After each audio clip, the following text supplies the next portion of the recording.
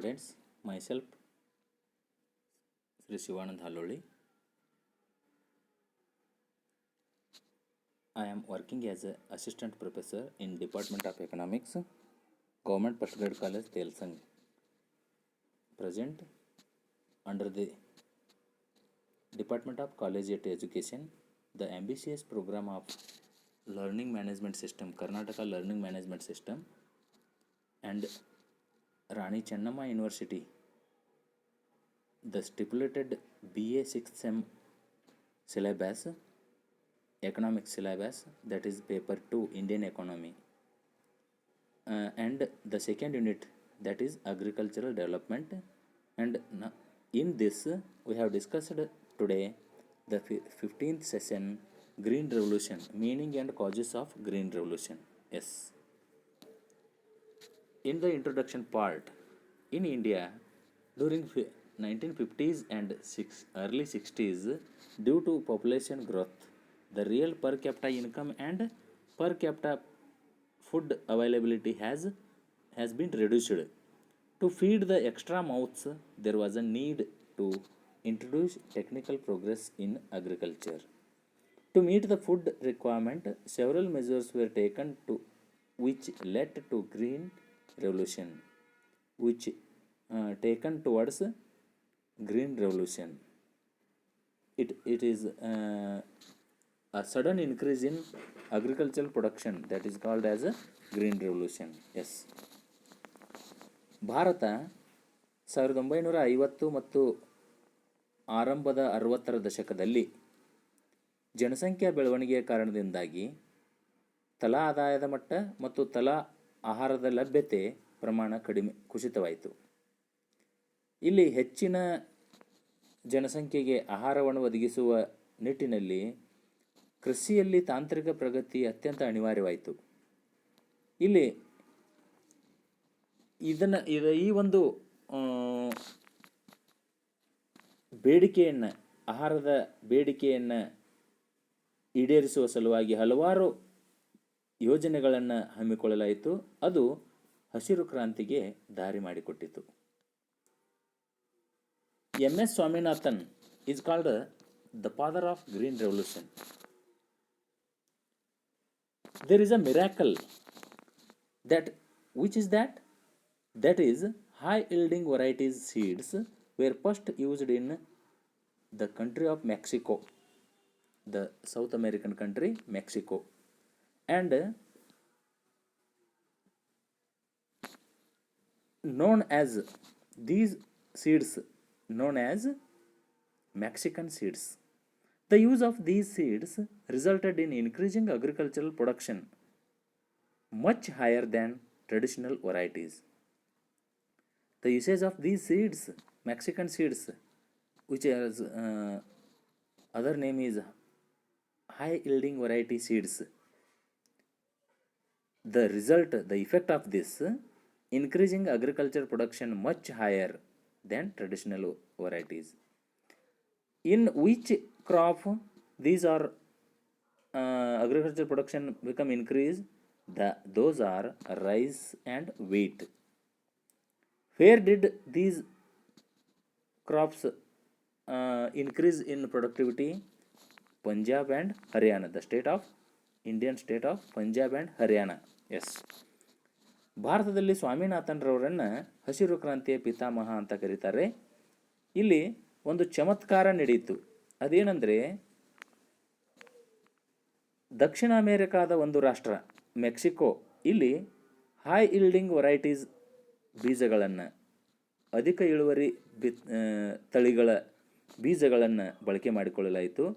ಇದನ್ನು ಪ್ರಥಮ ಬಾರಿಗೆ ಮೆಕ್ಸಿಕೋದಲ್ಲಿ ಬಳಕೆ ಮಾಡಿದ್ದರಿಂದಾಗಿ ಇವುಗಳಿಗೆ ಮೆಕ್ಸಿಕನ್ ಬೀಜಗಳು, ಮೆಕ್ಸಿಕನ್ ಸೀಡ್ಸ್ ಅಂತ ಕರೀತಾರೆ. ಇವುಗಳ ಬಳಕೆಯ ಪರಿಣಾಮವಾಗಿ ಕೃಷಿ ಉತ್ಪಾದಕತೆ ಮೊದಲಿಗಿಂತ, ಅಂದರೆ ಸಾಂಪ್ರದಾಯಿಕ ತಳಿಗಳಿಗಿಂತ ಗರಿಷ್ಠ ಪ್ರಮಾಣದಲ್ಲಿ ಹೆಚ್ಚಳವಾಯಿತು. ಈ ಹೆಚ್ಚಳವಾದಂಥದ್ದು ಯಾವ ಬೆಳೆಗಳಲ್ಲಿ ಅಂತ ನಾವು ನೋಡ್ತಾ ಹೋದರೆ, ಮೊದಲಿಗೆ ಭಾರತದಲ್ಲಂತೂ ವಿಶೇಷವಾಗಿ ಭತ್ತ ಮತ್ತು ಗೋಧಿ ತಳಿಗಳಲ್ಲಿ, ಅಂದರೆ ಆಹಾರ ಧಾನ್ಯದ ಬೆಳೆಗಳಾದಂಥ ಭತ್ತ ಮತ್ತು ಗೋಧಿಯಲ್ಲಿ, ಅದರಲ್ಲೂ ಭಾರತದಲ್ಲಿ ವಿಶೇಷವಾಗಿ ಪಂಜಾಬ್ ಮತ್ತು ಹರಿಯಾಣ ರಾಜ್ಯಗಳಲ್ಲಿ ಇವುಗಳ ಒಂದು ಗರಿಷ್ಠ ತಕ್ಷಣದಲ್ಲೇ ಗರಿಷ್ಠ ಪ್ರಮಾಣದ ಉತ್ಪಾದನೆ ಪರಿಣಾಮವನ್ನು ನಾವು ಹಸಿರು ಕ್ರಾಂತಿ ಅಂತ ಕರಿತೀವಿ. ಇದು 1965-66 ಸುಮಾರಿಗೆ ಪಂಜಾಬ್ ಮತ್ತು ಹರಿಯಾಣದಲ್ಲಿ ಆರಂಭಗೊಂಡಿತು. ಎಸ್, ಹಾಗಾದರೆ ಇದರ ಅರ್ಥ ಏನು? The meaning of green revolution: the large R the sudden increase in agriculture production due to mechanized agriculture, use of high yielding variety of seeds, use of chemical fertilizers and plant protection by spraying pesticides etc. is called green revolution. ಕೃಷಿ ಉತ್ಪಾದಕತೆಯಲ್ಲಿ ತಕ್ಷಣದಲ್ಲಿ ಹೆಚ್ಚಳ, ದೊಡ್ಡ ಮಟ್ಟದ ಹೆಚ್ಚಳ ಯಾವುದರ ಪರಿಣಾಮವಾಗಿ? ಕೃಷಿ ಯಾಂತ್ರೀಕರಣ, ಅಧಿಕ ಇಳುವರಿ ಬಿತ್ತನೆ ಬೀಜಗಳ ಬಳಕೆ ಇರಬಹುದು, ರಾಸಾಯನಿಕ ಗೊಬ್ಬರಗಳ ಬಳಕೆ ಇರಬಹುದು, ಸಸ್ಯ ಸಂರಕ್ಷಣೆ ಕಾರಣದಿಂದ ಇರಬಹುದು, ಬೆಳೆಗಳಿಗೆ ಕೀಟನಾಶಕಗಳ ಸಿಂಪಡಣೆಯಿಂದ ಇರಬಹುದು. ಈ ಎಲ್ಲ ಅಂಶಗಳ ಪರಿಣಾಮವಾಗಿ ಕೃಷಿ ಉತ್ಪಾದಕತೆಯಲ್ಲಿ ದೊಡ್ಡ ಪ್ರಮಾಣದ ಹೆಚ್ಚಳ, ತಕ್ಷಣದಲ್ಲಿ ಗರಿಷ್ಠ ಉತ್ಪಾದಕತೆ ಕಾರಣವನ್ನು ಆಗುವಿಕೆಯನ್ನು ನಾವು ಹಸಿರು ಕ್ರಾಂತಿ ಅಂತ ಕರಿತೀವಿ. ಒಟ್ಟಾರೆಯಾಗಿ ಹಲವಾರು ಕಾರಣಗಳ ಸುಧಾರಿತ ಬೇಸಾಯ ಪದ್ಧತಿ ಇರಬಹುದು, ಅಧಿಕ ಇಳುವರಿ ಬಿತ್ತನೆ ಬೀಜಗಳ ಬಳಕೆ ಇರಬಹುದು, ರಾಸಾಯನಿಕ ಮತ್ತು ಕೀಟನಾಶಕಗಳ ಬಳಕೆ ಇರಬಹುದು. ಇವೆಲ್ಲವುಗಳ ಪರಿಣಾಮವಾಗಿ ಕೃಷಿಯಲ್ಲಿ ಒಮ್ಮೆಲೆ ಗರಿಷ್ಠ ಮಟ್ಟದ ಉತ್ಪಾದನೆ ಆಗುವಿಕೆಯನ್ನು ಹಸಿರು ಕ್ರಾಂತಿ ಅಂತ ಕರಿತೀವಿ. ಎಸ್, ಹಾಗಾದರೆ ಇದಕ್ಕೆ ಕಾರಣಗಳೇನೇನು? ಕೃಷಿಯಲ್ಲಿ ಅಥವಾ ಹಸಿರು ಕ್ರಾಂತಿಗೆ ಕಾರಣಗಳೇನು? Causes of green revolution. We have listed out these 14 points here. The first one is population growth, second is irrigation, third one agricultural development, fourth agricultural machinery, fifth high yielding varieties of seeds, sixth fertilizers and pesticides, seventh one implementation of land reforms, eighth one new techniques, ninth one plant protection, research, double and multiple cropping, land reclamation, credit facilities and government efforts. These are all the points reason for green revolution. Yes, ಜನಸಂಖ್ಯೆ ಹೆಚ್ಚಳ, ನೀರಾವರಿ ಸೌಲಭ್ಯ, ಕೃಷಿ ಅಭಿವೃದ್ಧಿ, ಕೃಷಿ ಯಾಂತ್ರೀಕರಣ, ಅಧಿಕ ಇಳುವರಿ ಬಿತ್ತನೆ ಬೀಜಗಳ, ರಾಸಾಯನಿಕ ಮತ್ತು ಕೀಟನಾಶಕಗಳ ಬಳಕೆ, ಭೂ ಸುಧಾರಣೆಗಳ ಅನುಷ್ಠಾನ, ನೂತನ ತಂತ್ರಜ್ಞಾನಗಳು, ಸಸ್ಯ ಸಂರಕ್ಷಣೆ, ಸಂಶೋಧನೆ, ದ್ವಿಗುಣ ಮತ್ತು ಬೆಳೆ ಬೆಳೆಯುವಿಕೆ, ಭೂ ಸುಧಾರಣೆ, ಭೂಸಾರ ಸಂರಕ್ಷಣೆ, ಸಾಲ ಸೌಲಭ್ಯಗಳು, ಸರ್ಕಾರದ ಪ್ರಯತ್ನಗಳು ಅಂತ ಪಟ್ಟಿ ಮಾಡಬಹುದು. ಇವುಗಳನ್ನು ಒಂದೊಂದಾಗಿ ನೋಡ್ತಾ ಹೋದಂತೆ the first one is population growth. To feed increasing population there was a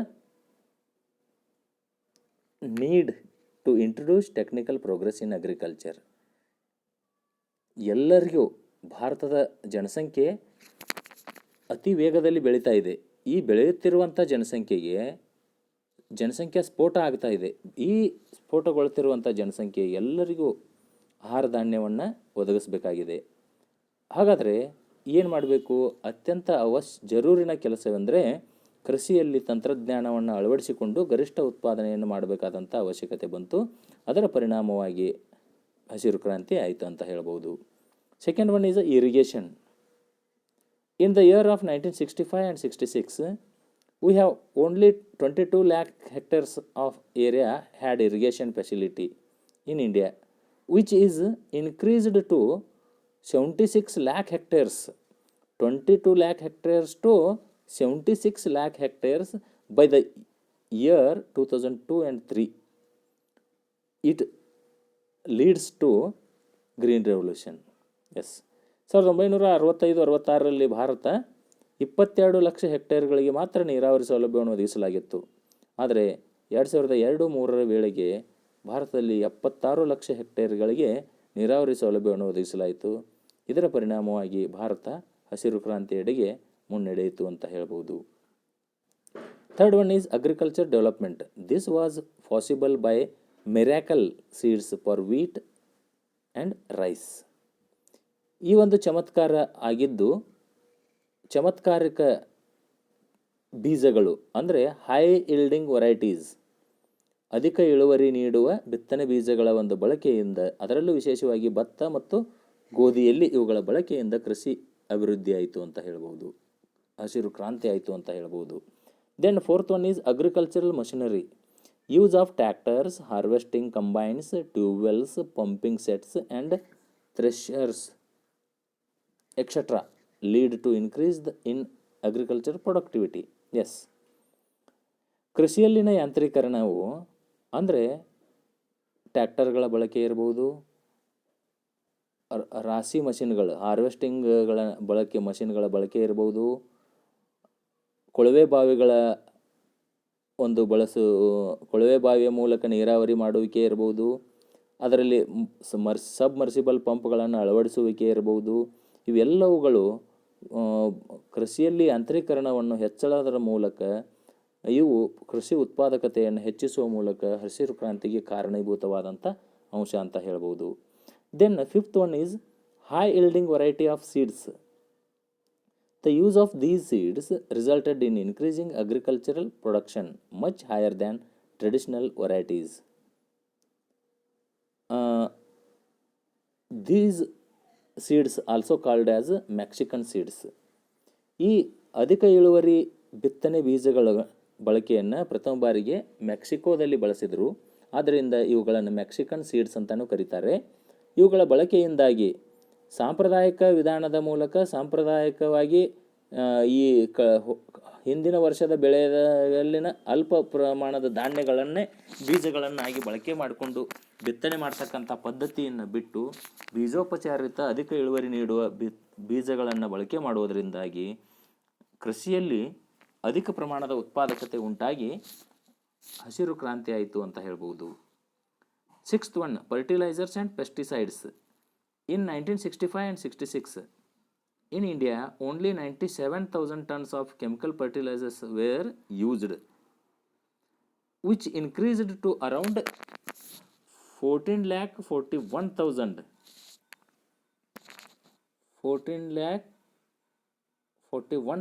tons during 2002 and 3. See the difference between 97,000 tons and 14,41,000 tons. ನೋಡಿ, 1965-66ರಲ್ಲಿ 97,000 ಟನ್ಗಳಷ್ಟು ರಾಸಾಯನಿಕ ಗೊಬ್ಬರಗಳನ್ನು ಬಳಕೆ ಮಾಡ್ತಾ ಇದ್ದರೆ 2002-3ರ ವೇಳೆಗೆ 14,41,000 ಟನ್ಗಳಷ್ಟು ಪೆಸ್ಟಿಸೈಡ್ಸ್ ಆ್ಯಂಡ್ ಫರ್ಟಿಲೈಸರ್ಸನ್ನು ಬಳಕೆ ಮಾಡ್ತಾ ಬಂದರು. ಇದರ ಪರಿಣಾಮವಾಗಿ ಹಸಿರು ಕ್ರಾಂತಿ ಆಯಿತು ಅಂತ ಹೇಳ್ಬೋದು. ಕೃಷಿ ಉತ್ಪಾದಕತೆ ಹೆಚ್ಚಳದೊಂದಿಗೆ ಹಸಿರು ಕ್ರಾಂತಿ ಆಯಿತು ಅಂತ ಹೇಳ್ಬೋದು. Then seventh one, implementation of land reforms. ಭೂ ಸುಧಾರಣೆಗಳ ಅನುಷ್ಠಾನ. Land reform measures implemented in India had a great impact in raising agricultural productivity. ಭೂ ಸುಧಾರಣೆ ಒಂದು ಯೋಜನೆ, ಒಂದು ಕಾರ್ಯಕ್ರಮ, ಅದರ ಅನುಷ್ಠಾನ, ಭಾರತದಲ್ಲಿ ಅನುಷ್ಠಾನ ಕೃಷಿ ಉತ್ಪಾದಕತೆಯಲ್ಲಿ ಮಹತ್ವದ ಪರಿಣಾಮವನ್ನು ಬೀರುವುದರ ಮೂಲಕ ಹಸಿರು ಕ್ರಾಂತಿಗೆ ಕಾರಣೀಭೂತವಾದಂಥ ಒಂದು ಕಾರ್ಯಕ್ರಮವಾಯಿತು ಅಂತ ಹೇಳ್ಬೋದು. ಎಂಟನೇದಾಗಿ new techniques. Much attention is paid to crop rotation, chemical fertiliser, use of high yielding variety seeds and water etcetera. Yes, ಇಲ್ಲಿ ಬೆಳೆ ಪರಿವರ್ತನೆಯಾಗಿರ್ಬೋದು, ರಾಸಾಯನಿಕ ಗೊಬ್ಬರಗಳ ಬಳಕೆ ಇರ್ಬೋದು, ಅಧಿಕ ಇಳುವರಿ ಬಿತ್ತನೆ ಬೀಜಗಳ ಬಳಕೆ ಇರ್ಬೋದು, ಜಲ ಸಂಪನ್ಮೂಲಗಳ ಅತ್ಯುತ್ತಮ ನಿರ್ವಹಣೆ ಇರ್ಬೋದು. ಈ ತಂತ್ರಜ್ಞಾನವನ್ನು ಅಳವಡಿಸಿಕೊಳ್ಳುವುದರ ಮೂಲಕ ಕೃಷಿ ಉತ್ಪಾದಕತೆಯಲ್ಲಿ ಹೆಚ್ಚಳವಾಗಿ ಹಸಿರು ಕ್ರಾಂತಿಗೆ ಕಾರಣೀಭೂತವಾಯಿತು. Then ninth one, plant protection. Proper arrangements to protect the plants against diseases and pests led to increase in agriculture productivity. Yes, ಸಸ್ಯ ಸಂರಕ್ಷಣೆ. ಸಾಮಾನ್ಯವಾಗಿ ಪ್ರತಿ ವರ್ಷ 5% ಬೆಳೆಗಳು ಈ ಪೆಸ್ಟ್, ಇನ್ಸೆಕ್ಟ್ಸ್ ಆ್ಯಂಡ್ ಡಿಸೀಸಸ್ಗಳಿಂದ, ಕೀಟಗಳು, ಹುಳುಗಳು ಮತ್ತು ರೋಗ ಬಾಧೆಗಳಿಂದ ಹಾಳಾಗ್ತದೆ ಅನ್ನುವಂಥದ್ದು. ನಾವು 2019-20 ಅವಧಿಯಲ್ಲಿ 796 ಮಿಲಿಯನ್ ಟನ್ಗಳಷ್ಟು ಆಹಾರ ಧಾನ್ಯವನ್ನು ಬೆಳೀತಾ ಇದ್ದೀವಿ. ಹಾಗಾದರೆ 5% ನಮಗೆ ಬೆಳೆಗಳು ನಾಶವಾಗಿದೆ ಅಂತ ನಾವು ನೋಡೋದಾದರೆ ಸುಮಾರು 15 ಮಿಲಿಯನ್ ಟನ್ಗಳಷ್ಟು ನಾಶವಾಗಿದೆ ಅಂತ ಅರ್ಥ.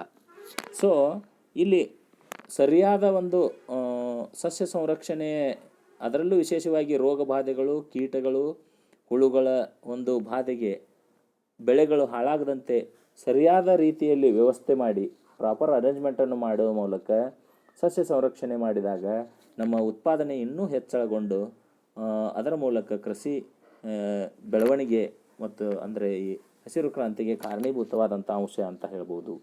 ದೆನ್ ರಿಸರ್ಚ್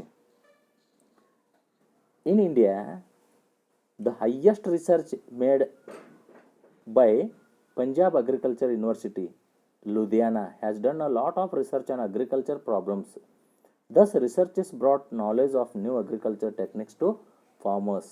Yes, ಭಾರತದಲ್ಲೇ ಹಲವು ಕೃಷಿ ವಿಶ್ವವಿದ್ಯಾಲಯಗಳಿದ್ದಾಗ್ಯೂ ಕೂಡ ಅತಿ ಗರಿಷ್ಠ ಪ್ರಮಾಣದಲ್ಲಿ ಪಂಜಾಬು, ಇನ್ನೂ ಎಲ್ಲವೂ ಕೃಷಿ ವಿಶ್ವವಿದ್ಯಾಲಯಗಳು ಸಂಶೋಧನೆ ಮಾಡಿದ್ದೇವೆ. ಅದರಲ್ಲಿ ಅತಿ ಹೆಚ್ಚಿನ ಸಂಶೋಧನೆಯನ್ನು ಪಂಜಾಬ್ನ ಕೃಷಿ ವಿಶ್ವವಿದ್ಯಾಲಯ ಮಾಡಿದೆ, ಲೂಧಿಯಾನಾದ ವಿಶ್ವವಿದ್ಯಾಲಯ ಮಾಡಿದೆ ಅಂತ ಹೇಳ್ಬೋದು. ಇದರ ಗರಿಷ್ಠ ಒಂದು ಸಂಶೋಧನೆಯ ಮೂಲಕ ಕೃಷಿ ಸಮಸ್ಯೆಗಳನ್ನು ಹೋಗಲಾಡಿಸಿ ಅದರ ಮೂಲಕ ಇವರಿಗೆ ಭಾರತೀಯ ರೈತರಿಗೆ ಒಂದು ಜ್ಞಾನವನ್ನು ಒದಗಿಸಿ ಕೃಷಿ ತಂತ್ರಜ್ಞಾನವನ್ನು ಹೆಚ್ಚಿಸಿ ಅದರ ಮೂಲಕ ಒಂದು ಕೃಷಿ ಉತ್ಪಾದಕತೆಯನ್ನು ಹೆಚ್ಚಿಸಿ ಹಸಿರು ಕ್ರಾಂತಿಗೆ ಕಾರಣೀಭೂತವಾದಂಥ ಅಂಶವನ್ನು ಹೇಳ್ಬೋದು. Then 11th one, double and multiple cropping. Yes, proper arrangement of irrigation and used of high yielding variety seeds enabled the farmers to grow more than one crop in a year. Yes, ಸಾಮಾನ್ಯವಾಗಿ ಸರಿಯಾದ ವ್ಯವಸ್ಥೆಯನ್ನು ಅಳವಡಿಸಿಕೊಳ್ಳುವುದರ ಮುಖಾಂತರ, ನೀರಾವರಿ ಪದ್ಧತಿಯನ್ನು ಅಳವಡಿಸುವುದರ ಮುಖಾಂತರ ರೈತರು ಒಂದೇ ವರ್ಷದಲ್ಲಿ 2 ಅಥವಾ ಬಹು ಬೆಳೆಗಳನ್ನು ಬೆಳೆಯುವ ಮೂಲಕ ಕೃಷಿ ಉತ್ಪಾದನೆ ಹೆಚ್ಚಳಗೊಂಡು ಹಸಿರು ಕ್ರಾಂತಿಗೆ ಕಾರಣೀಭೂತವಾದಂಥ ಅಂಶ ಅಂತ ಹೇಳ್ಬೋದು. ದೆನ್ ಲ್ಯಾಂಡ್ ರೀಕ್ಲೇಮೇಷನ್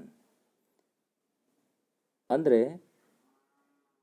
ಕೃಷಿಗೆ ಯೋಗ್ಯವಾಗಿರದ ಭೂಮಿಯನ್ನು ಕೃಷಿ ಯೋಗ್ಯವನ್ನಾಗಿ ಪರಿವರ್ತಿಸುವುದು.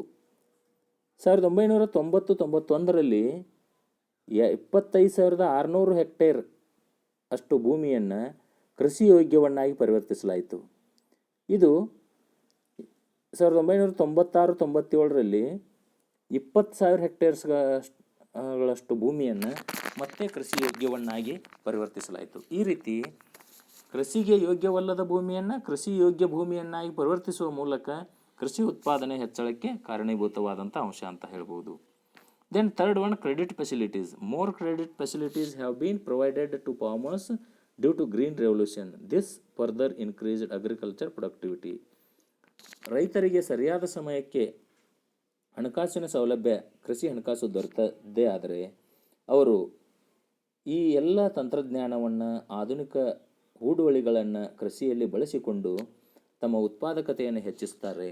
ಅದೇ ರೀತಿ ಈ ಹಸಿರು ಕ್ರಾಂತಿಯು ಕೂಡ ಈ ಸಾಂಸ್ಥಿಕ ಹಣಕಾಸನ್ನು ಕೃಷಿ ವಲಯಕ್ಕೆ ಗರಿಷ್ಠ ಪ್ರಮಾಣದಲ್ಲಿ ಕೊಡಲು ಆರಂಭಿಸಿದಾಗಿನಿಂದ ಈಗ ಹಸಿರು ಕ್ರಾಂತಿ ಆಯಿತು ಅಂತ ಹೇಳ್ಬೋದು. Then 14th one, government efforts. Under several plans, government has increased expenditure on irrigation, technology, seeds, fertilisers etcetera for increasing agriculture production. Yes, ಅಂದರೆ ಕೇಂದ್ರ ಸರ್ಕಾರ ಇರ್ಬೋದು, ರಾಜ್ಯ ಸರ್ಕಾರಗಳಿರ್ಬೋದು,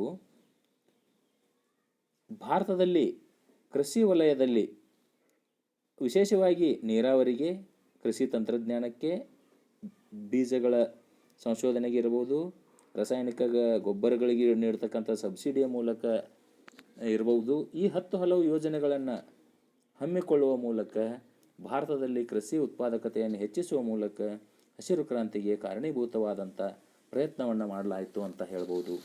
ಈ ಎಲ್ಲ ಅಂಶಗಳು ಭಾರತದಲ್ಲಿ ಹಸಿರು ಕ್ರಾಂತಿಗೆ ಕಾರಣವಾದಂಥ ಅಂಶಗಳನ್ನು ಸಾಕ್ಷೀಕರಿಸುವಂತಹವುಗಳಂತ ಹೇಳ್ತಾ ಈ ಒಂದು ಸೆಷನ್ನನ್ನು mainly it is because of use of high yielding varieties seeds improvement in irrigation facilities, technical progress etcetera lead for green revolution in India.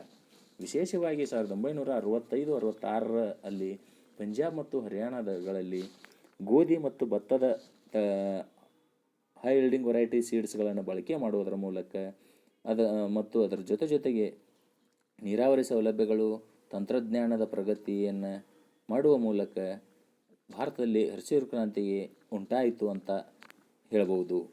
S, that's it. ಹೆಚ್ಚಿನ ಒಂದು ಮಾಹಿತಿಗಾಗಿ ವಿದ್ಯಾರ್ಥಿಗಳು ಈ ಗ್ರಂಥಗಳನ್ನು ಬಳಕೆ ಮಾಡ್ಬೋದು ಮತ್ತು ಇದೇ ಸೆಷನನ್ನು, ಈ ಕಂಟೆಂಟನ್ನು ಬಳಕೆ ಮಾಡಿಕೊಂಡು ತಮ್ಮ ಜ್ಞಾನ ಕ್ಷಿತಿಜವನ್ನು ಹೆಚ್ಚಿಸಿಕೊಳ್ಬೇಕು ಅಂತ ಹೇಳ್ತಾ ಎಲ್ಲರಿಗೂ ಧನ್ಯವಾದಗಳು. Thank you one and all.